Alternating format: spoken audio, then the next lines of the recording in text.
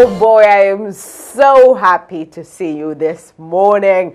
It is Friday and we get to celebrate it together. Good morning, Wareham. It is Friday, March 22nd. We have a great show here for you, the news headlines, weather report, and today in history. Wareham Week reporter Nadia Koritnikova, I said her name right today, is not in the building this morning due to the scheduling conflict. However, we have Jenna Dean, one of the two candidates running for the town clerk position, as we continue our countdown to Election Day on April 2nd. Dean will be sharing the reasons to why she is running and her goals if elected. And on today's special programs, Living Broken, learn about osteogenesis imperfecta, a rare genetic disorder. And after a long weekday, do you feel like you could use a spa treatment? Well, do not look further than on Main Street. Stay forever young with the help of Touch of Grace Skincare. But first, I would like to take this moment to thank Not Your Average Antiques for donating some of the props that you see in the Good Morning Wareham set. They are located right at Cranberry Highway in East Wareham. So stay with us because the weather, traffic, and the news headlines are next.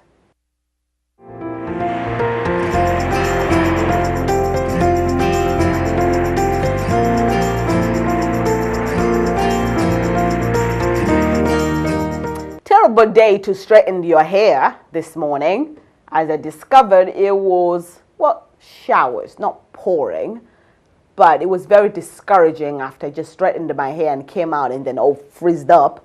But an overcast with rain showers all day today, high at 47 degrees, winds at 15 to 25 miles per hour with higher winds gusts possible. Tonight, a low at 34 degrees. Windy on Saturday with high at 48 and winds at 20 to 30 miles per hour with higher wind gusts possible. Clear skies on Saturday night, low at 28. Sunny on Sunday along with few afternoon clouds, high at 53 degrees and low at 38 degrees Sunday night. And expect normal traffic at Route 3 and 495. The weather conditions are good, and so safe travels, everyone. And now to the news. There were few news stories over the week, and here are the headlines.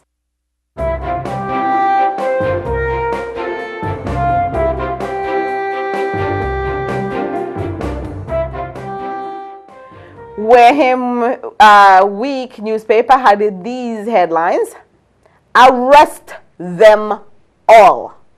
Well, the Wareham Police Department was very busy this week, arresting 10 people on Tuesday alone, March 19th.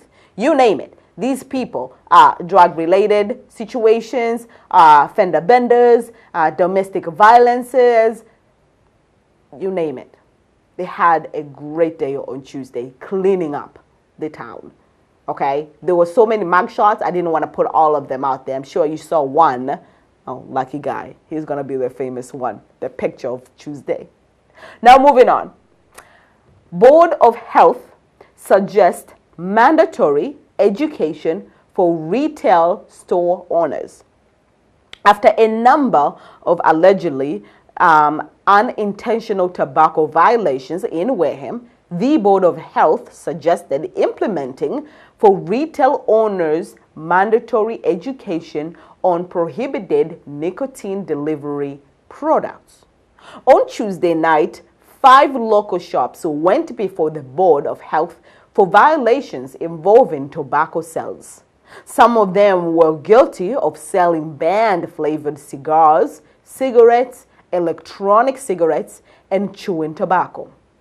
Health agent Robert Ethia noted that violations might not be intentional since it is difficult for retail owners to memorize or 38-page-long tobacco flavor restricted list issued by Massachusetts Association of Health Boards. Robert Collette, director of the Cape Cod Regional Tobacco Control Program, agreed that retail owners stores need to be reminded about the rules of legal selling. And now to another news, which is our last news headline of the day. Organic brands are closer to moving in. Plans for a Colorado-based marijuana manufacturer, Organic Brands, to move into a metal building at Tremont Nail Factory are going forward as the state attorney general's office okayed Wareham's zoning overlay at the historical site. Earlier this month, Organic Brands signed the $2.4 million host agreement to open up shop in Wareham. Planning Director Ken Buckland announced at the Wareham Redevelopment Authority meeting on March 5th. And that is all I have for today's news headlines. It was a busy week, even though I didn't have more headlines for you this morning. But stay with us. We'll be right back after this short break with our special programs.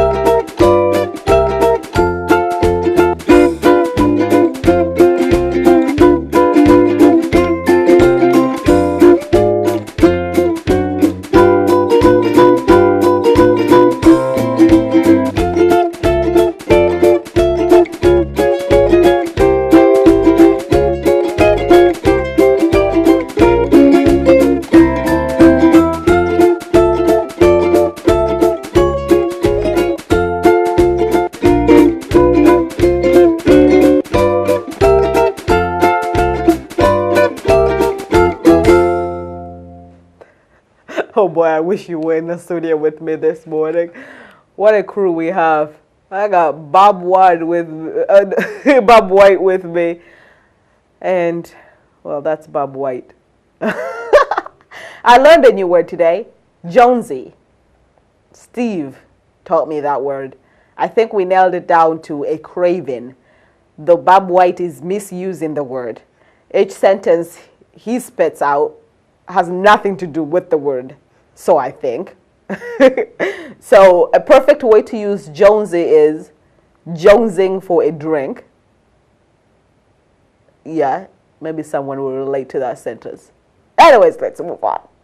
For today's first special program, we are going to visit a family in Wareham who is living with a rare genetic disorder, osteogenesis imperfecta. Here is Living Broken. Today we are visiting a family in Wareham who is living with a rare genetic disorder, osteogenesis imperfecta. So let's start with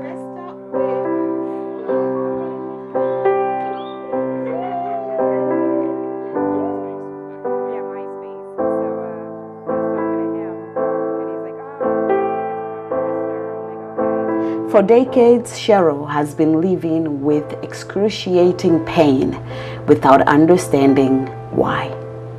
Growing up, her parents misunderstood her discomfort. Your parents dismissed that. They thought, yep. Okay, I was just faking. It was in my head, it's on your looking head. for attention because I'm the youngest of 7. So it was not until the birth of her third child that the doctors called the whole family to be tested. When she was born, what did they tell you? Well, they told me when I was pregnant with her to abort her and give her up because she's a burden. She came out, she was born with 16 broken bones additional. So then they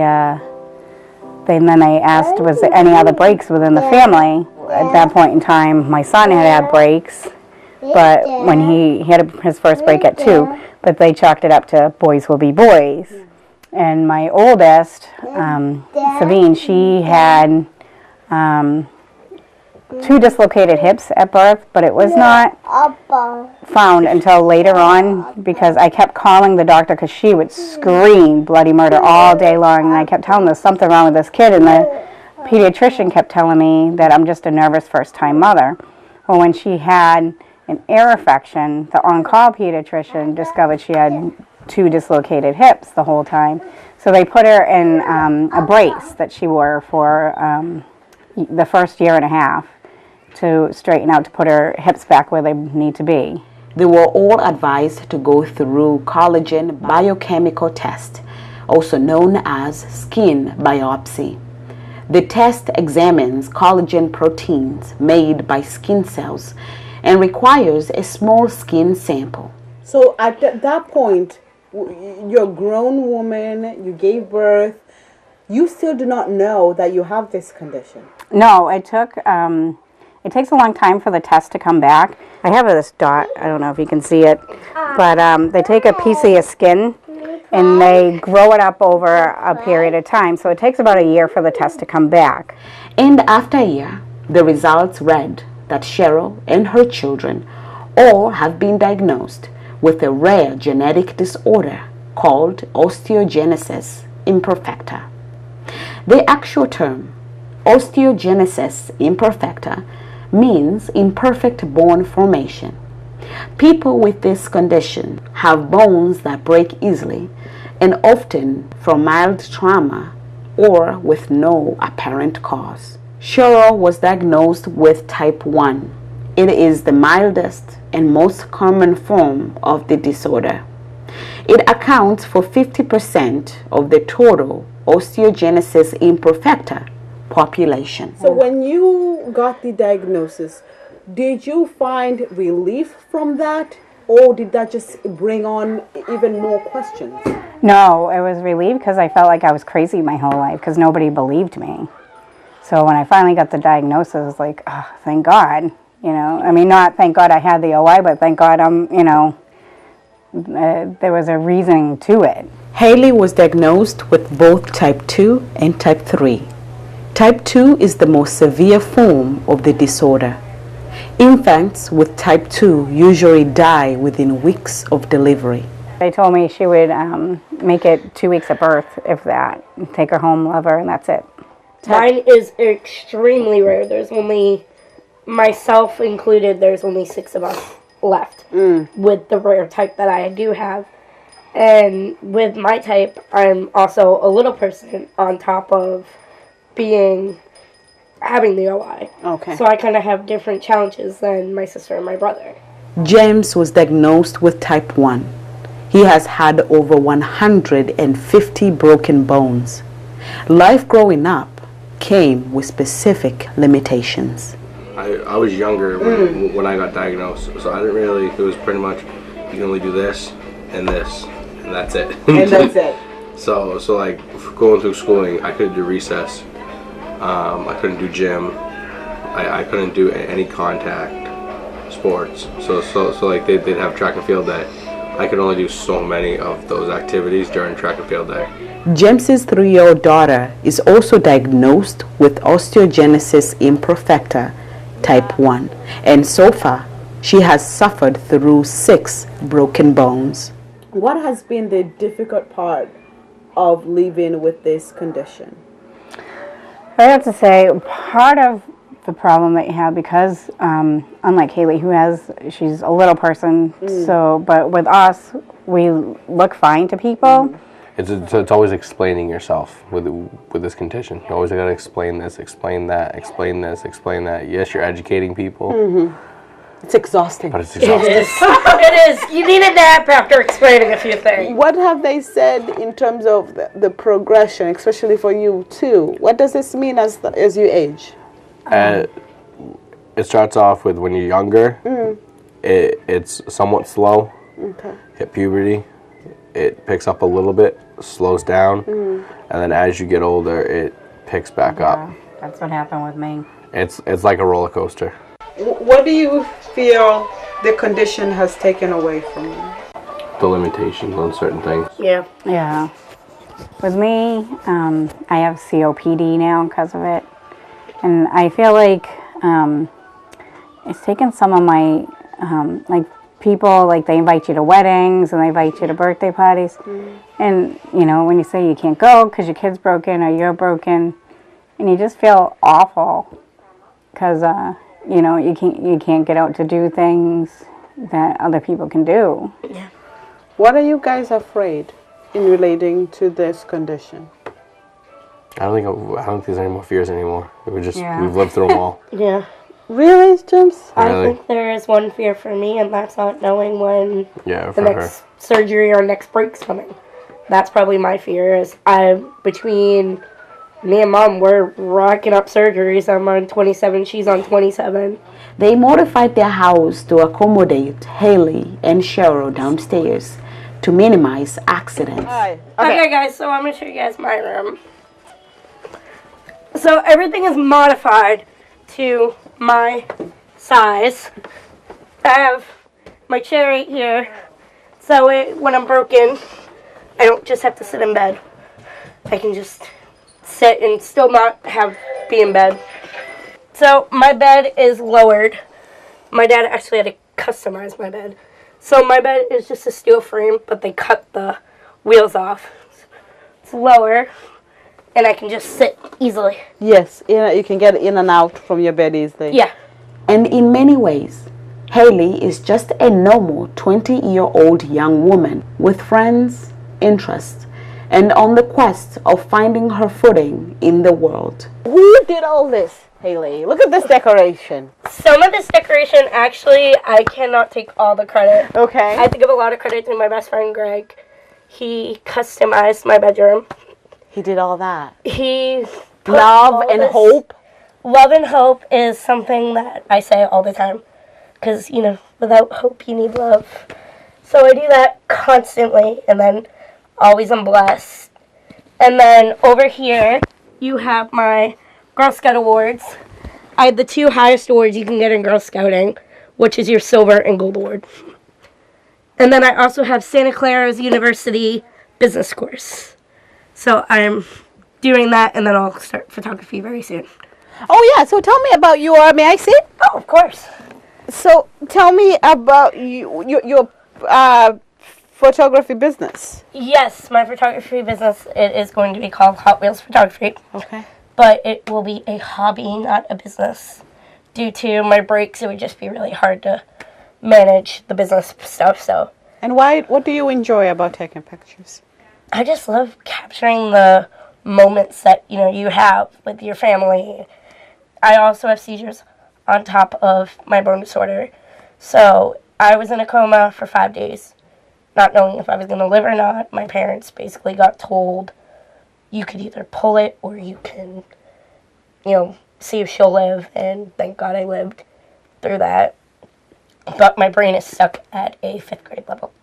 What does that mean to you to be told your brain is stuck at a 5th grade level? It's still kind of crazy to think after all these years what I've accomplished. You know, my brain being stuck at 5th grade and not being able to go past that. I'm common sense smart, not book smart. But who needs to be book smart? Right. There's That's not how my enough friend- common sense out there anyways. Well, my best friends, they're really good at keeping me grounded and relaxed. And they also know when I'm broken, like, I just need, like, them right there.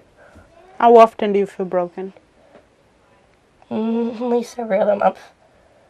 Right now, I'm still battling a foot break. Haley has been defying the odds since birth, and her spirit is growing stronger and stronger with each victory. You know, I feel like, well, I don't feel, but I see this. You are such a positive person. Try to. You are just amazing, and it seems that you have made peace with who you are. Yeah. There was a time, I was about 16, and I was going through a really, really bad break, and I kind of didn't know what to do at that point. But my best friends that I've had since 7th grade have always stayed by my side, and the day of the surgery, they all called me at 4:30. They knew I had to be at Boston Children's Hospital at 4:30 in the morning, so they all made sure that they called one in a row of, wishing me luck and knowing that I'm going to be okay. And what do you want people to know about you, Haley? that I'm just like anyone else. Even at, 21, I'm still like everyone else. I just have limitations. Nothing has changed me in the past. Nothing. While the number of people affected with osteogenesis imperfecta in the United States is unknown, the best estimate suggests a minimum of 20,000 and possibly as many as 50,000 people. There is no cure for osteogenesis imperfecta, but there are ways to manage the symptoms.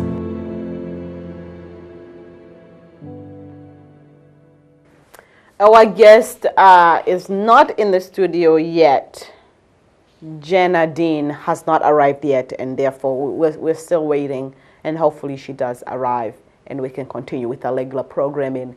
However, if she doesn't come, then we're going to play one of the library video collections. So the video that you just watched was Living Broken, speaking to a family in Wareham who have been diagnosed with a rare genetic disorder, osteogenesis imperfecta. And to our second program, it is Friday, and that is, thank goodness, it is Friday. You deserve a great relaxing weekend, and I know just a place that will help you do so. Here is Forever Young with Grace Minick.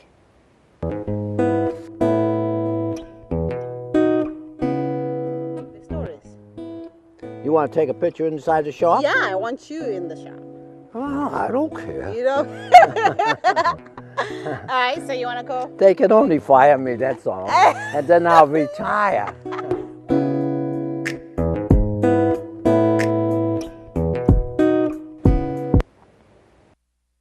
Okay, we're going to take a short break, please.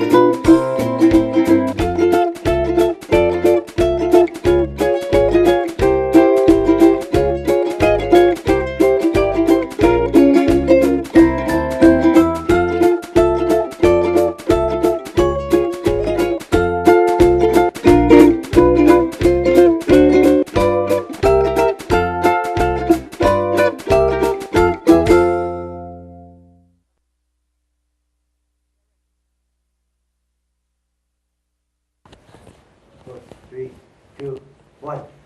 So we had a little misunderstanding there. The video that I wanted to play had the same title as the video that we already played before, that you kind of saw a little bit, that is Forever Young. However, we're going to go back. We'll go back to Grace Minique's video of Staying Young with Grace Minique.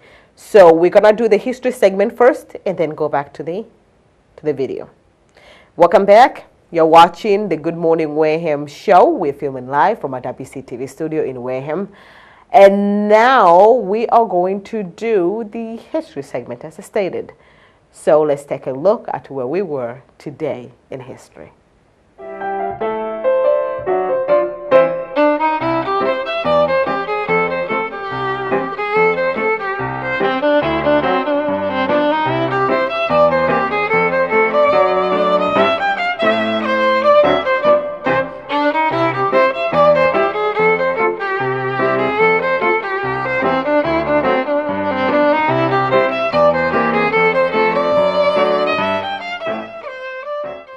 On this day, back in 1933, President Franklin Roosevelt signed the Beer and Wine Revenue Act. Thank goodness, marking the beginning of the end of Prohibition. Prohibition began with the 18th Amendment in 1919 and lasted over a decade until the 21st Amendment officially ended each later in 1933.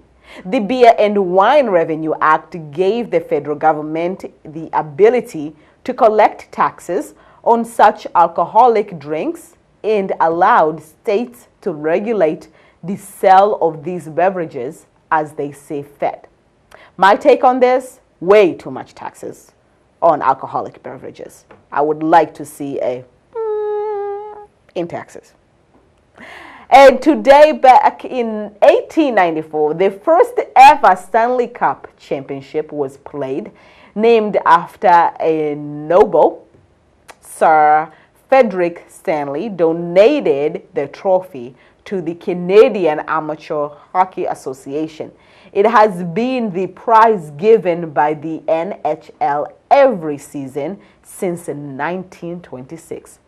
And is unique in that teams do not get to own the trophy when they win. Instead, the names of every player and staff member is engraved on it. And all of them get 24 hours to hold the cup in their possession and do whatever they like with it. I think they should be specific with whatever they like with it. The cup has traveled across the globe and become probably the most famous trophy in sports. And you have guessed it, we got birthdays for you. Happy birthday to you. Today we wish a happy birthday to William Shatner. Born in 1931, Shatner has been in the public eye for most of his life, with his biggest role being Captain Kirk in the original Star Trek series that started back in 1966. Today, he turns 88 years younger. According to Bob White, 88, that's old. Bob White is 80 years old. And happy birthday to everybody celebrating their big day today. That is all I have for the history segment. We are going back to the intended featured program, and that is Staying Young with Grace Minique.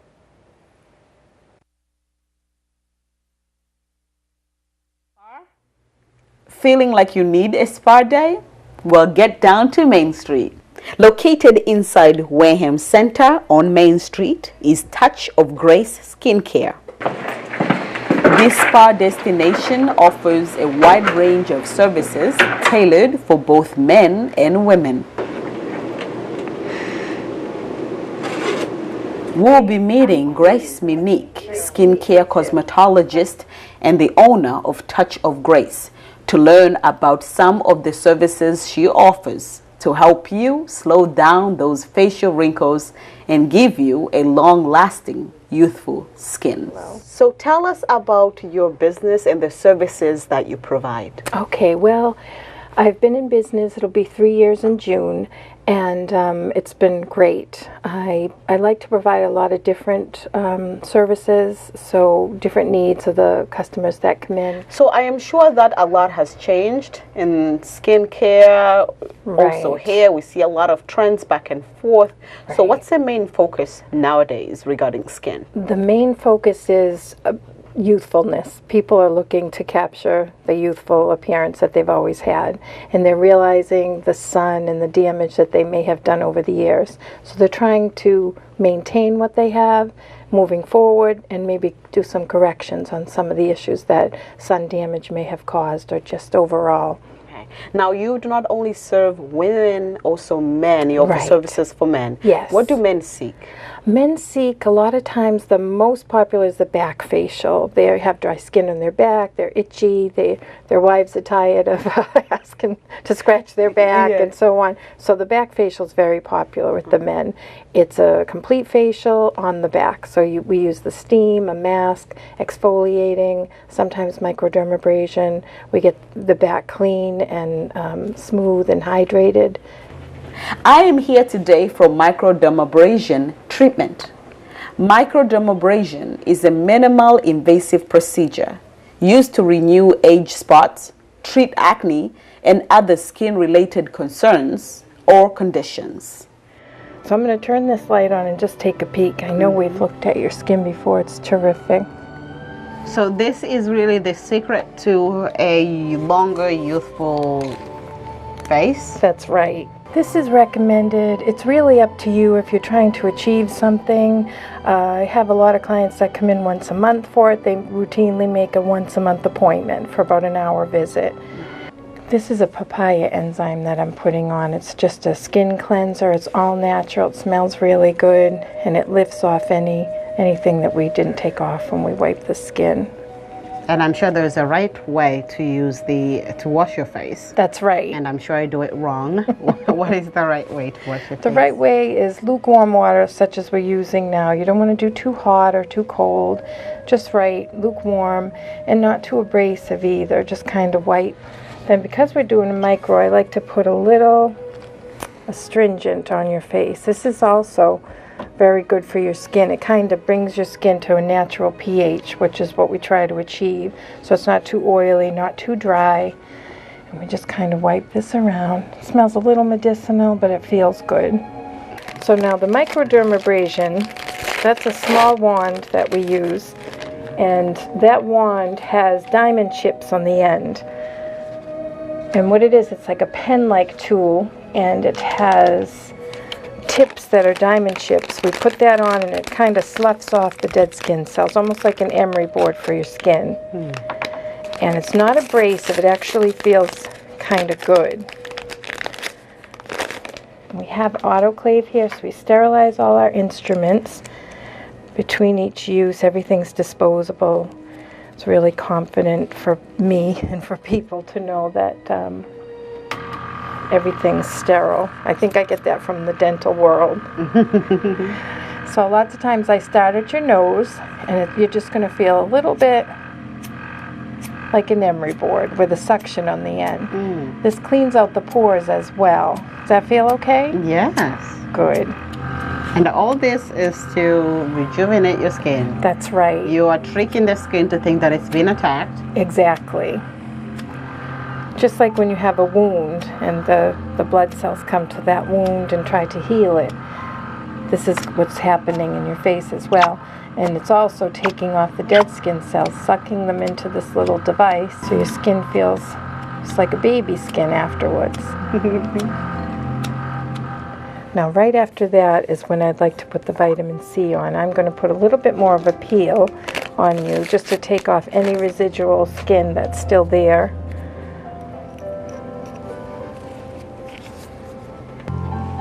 Oh, it smells so Doesn't it? It's just the best stuff. So good for you. It's a very high citric acid and very safe. There are chemicals out there. There are glycolic acid you'll see over the counter. It's probably about 2%, where this is, in a glycolic here, we'd use about 30%. That looks good. So the dead skin cells are off. We've peeled everything as well. So we did a mechanical peel with the microdermabrasion. Then we just did a chemical peel with the vitamin C. And now we're going to do a massage on your skin and use a little bit of steam.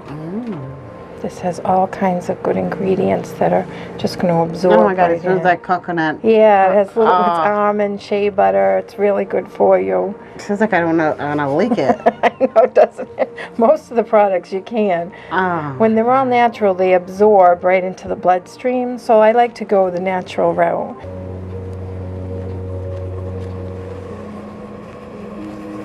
Just gonna put that steam on you a little bit.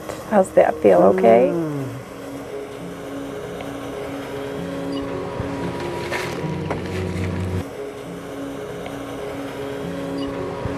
So lots of times we'll do this massage for about 15 minutes, 10 minutes. The full facial with the micros about an hour or so. So it's a really nice treatment and it's relaxing towards the end.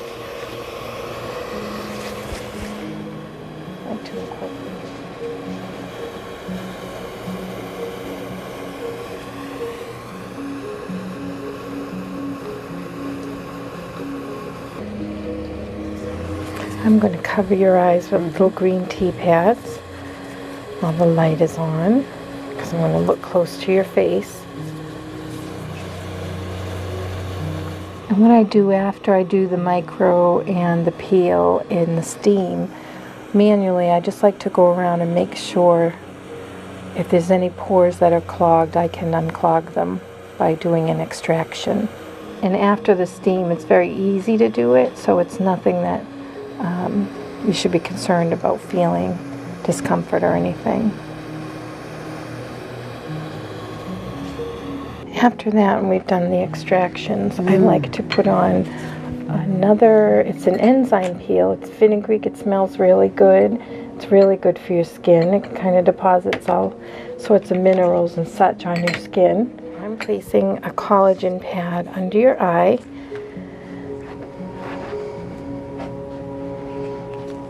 And this just helps for any swelling, any darkening under the eye, and it's a nice treatment. We call this the gold treatment, so it lasts about 28 days. This is a fenugreek mask, and it also has an enzyme peel in it as well. So it's like you're getting a triple treatment of peeling. This one's an all-natural. It kind of calms the skin after being with the microdermabrasion and then with the chemical peel. This is a natural peel and a mask, and it's depositing all kinds of vitamins into your skin after it's been pretty much exposed for everything to be able to be incorporated into it. It's nice and cold. It is. It feels good after you've been chemically peeled. And the steam helps to let it sit.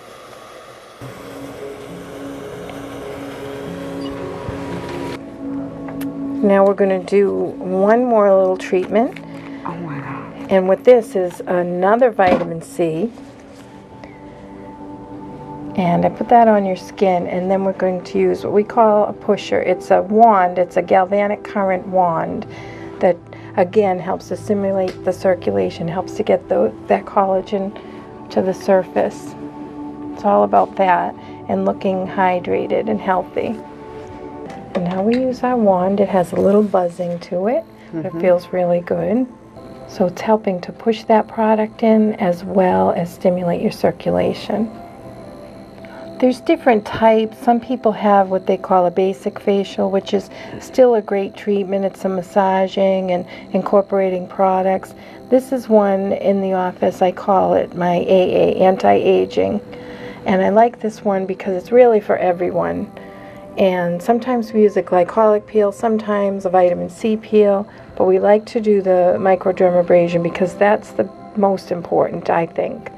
Without that, the dead skin cells are not coming off, and it's almost like a disservice to just massage the skin without it.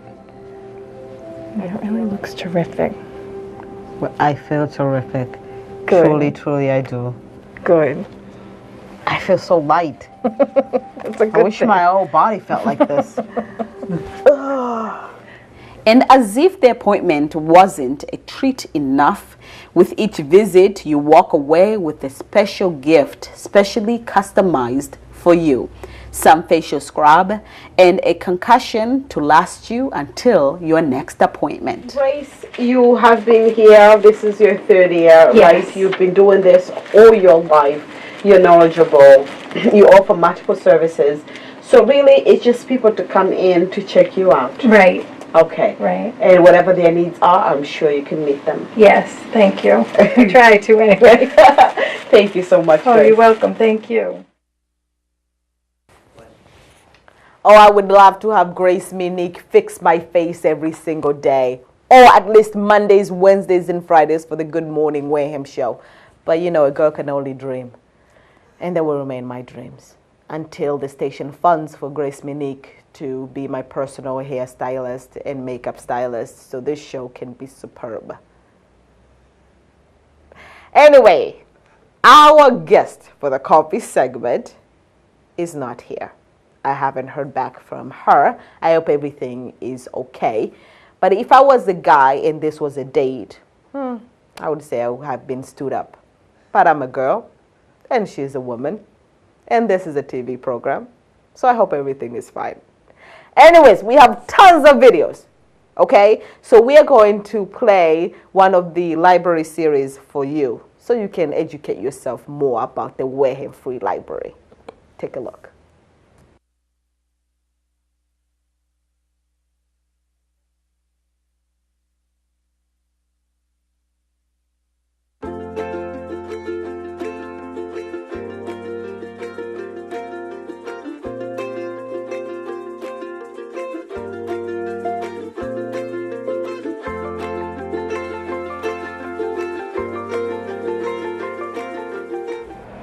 Hello, welcome to the Stone Room for today's episode of Checking Out the Wareham Library. Today's episode features nonfiction subjects. We'll begin the episode by doing an all nonfiction book talk, and then we'll close the episode with an interview featuring Captain John Chellaboy, who recently donated some of his model ships to the Wareham Free Library for one of our displays. My first recommendation for today's book talk is Killers of the Flower Moon by David Grann, which was a finalist for the National Book Award and was also named Best Book of the Year by Wall Street Journal, Time, Smithsonian, and other publications. After oil was discovered in Oklahoma during the 1920s on the Osage Indian Reservation, many of the members became very wealthy. But mysteriously, some of the Osage Indians began to be killed off. When the death toll reached 24, the FBI became involved as a young J. Edgar Hoover put Texas Ranger Tom White on the case. When the FBI finally infiltrated the region, they pieced together one of the most chilling conspiracies in American history. Our second book is Educated by Tara Westover.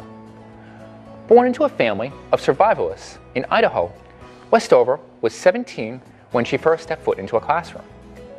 Tara's family was so isolated from mainstream society that there was no one to ensure that her or her siblings received a proper education. When one of her brothers ends up going into college, Tara decided to take her own education into her hands, and she ended up graduating from Harvard and getting her PhD at Cambridge. Read this incredible memoir that has been a New York Times #1 bestseller and has been named a Best Books of the Year by 23 different media outlets. Our next read is The Innocent Man by John Grisham. In the small town of Ada, Oklahoma, Ron Williamson is predicted to be the next Mickey Mantle. But just like the Mick, he's plagued by drinking, drugs, and women. When Deborah Sue Carter, a young cocktail waitress, is found dead, the trail leads back to Williamson on flimsy evidence. the small-town hero is charged and sentenced to death in a trial that would shatter a man's life, while it would also let a true killer go free. Don't miss this well-researched novel that grips you from the first page to the last. The book has been a #1 New York Times bestseller and is currently part of a new Netflix documentary series. Here are 4 rapid-fire suggestions of nonfiction books that you can check out at the Wareham Free Library. Are you looking for a quick and easy way to prepare meals?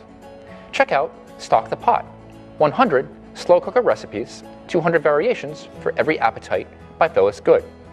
Whether you're a vegan, on a gluten-free diet, or cooking for 2, this cookbook will help simplify the way you cook and put together your meals this winter.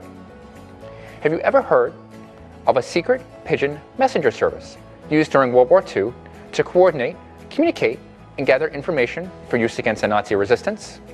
You can learn more about this book in Operation Columbia, The Secret Pigeon Service by Gordon Carrere. Are you interested in learning more about the Aaron Hernandez case?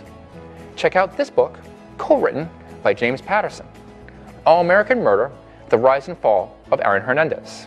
It spent 12 weeks on the New York Times bestseller list. While 2019 marks 50 years since the famous moon landing, have you always been curious about some of the early missions to the moon? You can learn more about this in the New York Times bestselling book, Rocket Man, Apollo 8 and the Astronauts Who Made the First Mission to the Moon by Robert Kurson. Thank you, John, for joining me. Thank you. Glad to be here. Awesome. So, when did you get started into building model ships and stuff like that? Well, I started when I was 9 years old, and the first model I built was a 350th scale Titanic, and I still have the ship on display at home. Yeah. And I started from there. I started getting into military ships, and naturally the first one I built was the 350th scale Arizona that Tamaya company had put out, and I went from there. Tell me about how many ships do you have on display at home? How many have you built? Oh, God. I have well over 200 ships right now, and so I was told that I might have set a record with the Guinness Book of World Records. Really? And I'm going to, sometime down the line, I'm going to get a hold of Guinness Book of World Records and see if I hold the record. Yeah. Of the most ships built by one person. Yeah. So we'll see what happens, and that'll be interesting. Yeah, that would be interesting. Yeah. That'd be awesome. That'd be amazing if it was true. Yeah. So tell me, why did you decide to donate the ships to the library? What was the motive behind that? I wanted to start building. See, the first ships that I built they were hand brushed, and there's nothing wrong with that. But when you build the ships with hand brushed paint, you hide a lot of the detail that's on the ship. So I was introduced by a modeler of spray painting, and that's what I do now. Everything on my ships is spray painted. So the old stuff that I built, I'm going to rebuild as a new kit, and I'm just going to be spray painted. It's going to be, because when you display these ships, I've won many awards at model shows. They want to see the detail. Okay, if you see the turrets or the superstructure that has rivets in the superstructure, well, you're going to see the rivets because the company that molds the plastic. Yeah. They use plastic injection now. Yeah. It's like a needle, and they inject. They can make nets out of plastic and have the inserts, the open inserts in the nets and everything. It's incredible. Yeah, yeah. Even the mast that goes up in the ships and everything is highly detailed. Yeah. So when you go to paint those, you got to make sure that they're spray painted, because you don't, like when you put paint on a mast with a brush, you're covering in the holes with the paint. Now with spray paint, it doesn't do that. It sprays right through the holes, and it gets everything. Everything is spray painted, and it's important to do spray painting. And I also use Model Master glue, which has like a needle tip on it. And when you put the pieces together, say for example, I would do a piece like this, and I would hold it, and I would actually glue the ends to hold it together. And after that's dried, go on the inside and glue. What you don't want is you don't want over glue, because the judges at the shows, if they see the over glue, you lose points. Yeah. So it is a complicated hobby. Yeah. And I make sure that all my ships are done right. Yeah, absolutely. And they're museum quality. Absolutely. And those are the kind of ships that you've donated to us. Those really good museum quality ships. Most museum quality, yes. And the other ships, eventually, in my will, I'm going to donate them to hopefully the Fall River Maritime Museum. They love that. Yes, they do. They love and that. they have an area where they have all military ships and stuff like that. So tell me a little bit about some of the ships that are in the case. I know you've got 2 British ships, 3 battleships, and an aircraft carrier. So let's talk about the first 2 British ships, the HMS Anson and the Duke of York. Okay, the HMS Anson and the HMS Duke of York were in the King George V battleship class, and there were 5 ships built total. The Duke of York, I believe, was the 3rd of the 5 ships, and Anson was the 4th. The HMS Howe was the last one, and she was built in like 1940. She was completed in 1943, 44, somewhere around there. Yeah. And a lot of these, King George V and the HMS Rodney are the ones that went after the Bismarck, and they did damage to the Bismarck. So getting back to the Anson and the 2 British ships, yes, Duke of York. What battles did they fight in? You know? Well, the Duke of York was responsible for sinking the German battleship called Scharnhorst, which was kind of like a sister ship to the Bismarck, right? It was almost like a sister ship, but it was built a little bit smaller. It had 14-inch guns on it instead of 15. And the sister ship to the Scharnhorst was called the Gneisenau, which was one of my favorite ships. Yes, you mentioned. And the Scharnhorst, I believe, is sunk right outside of Gibraltar, because the Scharnhorst was going after merchant shipping, and that's when the Duke of York caught up with the ship and started firing on the Scharnhorst. Yep. The Scharnhorst right now is sunk. It's upside down in the water. Yeah. It's also the Duke of York also brought Winston Churchill to meet with Franklin Delano Roosevelt. Back in 1941. Back in 41, yeah. And let's see, it was scrapped in 1957. They were both scrapped, actually. They were both scrapped the same year, yeah. I think they were all scrapped. I think they should have kept at least the King George V, because it was a lead ship of the class, but they never did. These things happen. Yeah. And the Anson actually was responsible for the sinking of the battleship Tirpitz, which was sister to the Bismarck, up in Russian water, the Baltic Sea. And the ship actually was flipped upside down after the battle, and the Russians scrapped the Tirpitz. They actually took it apart right at the scene, right at where the ship sank. Yeah. Wow. Yeah. There's black and white pictures on the computer where you can see them. They're just taking stuff out and scrapping. Yeah, they were just taking what was left of the ship. And, after the bombardment from the guns and the planes, there wasn't too much left. Yeah, of course. Yep. So let's talk about some of the battleships that are in there. You've got the Wisconsin, you've got the North Carolina, and you've got the Missouri. Let's talk about those for a little bit. Okay. Missouri and the Wisconsin sister ships. There was 4 of them built, and it was in the Iowa class. And the other ship was the New Jersey. Now, they all have nicknames. Missouri was called the Mighty Mo. Yep. New Jersey was called the Big Stick. Yep.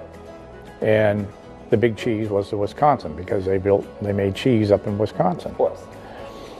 Iowa, I don't know what the nickname of that ship was. I have to look that up. Yeah. And but right now, all 4 ships are in existence. Really? Missouri is in Pearl Harbor to mark the end of World War II, which the Japanese signed the surrender up on the poop deck of the Missouri, which was the second number 2 turret on the starboard side. And you can still see that spot, right, when you're at Pearl Harbor? Yeah, actually, yeah, they actually have, I think they do have a table that's on that area to show you how the surrender, how, the Japanese signed the agreement and everything. And Douglas MacArthur was there. Admiral Wainwright was there. Admiral Bullhalsey followed behind. He was there, and Nimitz. Chester Nimitz was there. And after they signed, everything was all set. It was, the war had ended. Yep, that's right. Also for the Missouri, it was also in the Korean War conflict. Yeah. And they would see what the battleship did in World War II and also in Korea, and all battleships. Before the Marines landed, the battleships would bomb the shoreline to get it safe. So they would bomb the whole area, and the Japanese would retreat. So as they're retreating, and the planes are doing their job too, they're flying over and dropping bombs. So as they're doing that, the Marines are coming in with the LSTs and going in and securing the islands, especially Iwo Jima and Okinawa and Saipan. There was another one, the island of Truk. Yeah. That was another big battle. And the Battle of Leyte Gulf. The Wisconsin was also in the Pacific Theater. Was in the conflict, and also in Korea. And both ships, Missouri and Wisconsin, also served in Desert Storm. Yes, they were refitted. In, I think one was in '84, one was '86. That's right. Refitted with missile. Yes, they were fitted with guided missiles, and they used the guided missiles against Desert Storm. Yeah. And was a complete success on that. Yeah. Yeah, that conflict was pretty good. Yeah, and afterwards they decided to.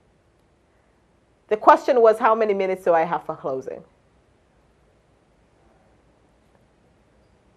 30 seconds. 30 seconds. Thank you for joining us this morning for Good Morning Wareham show. If you have missed us this morning, do not worry. This episode will re-air at 6 p.m. this afternoon. Join us on Monday. We have Gleason YMCA and Selectman Alan Slavin will be in the studio to discuss all the current news in the town. Have a great weekend, Wareham. Bye.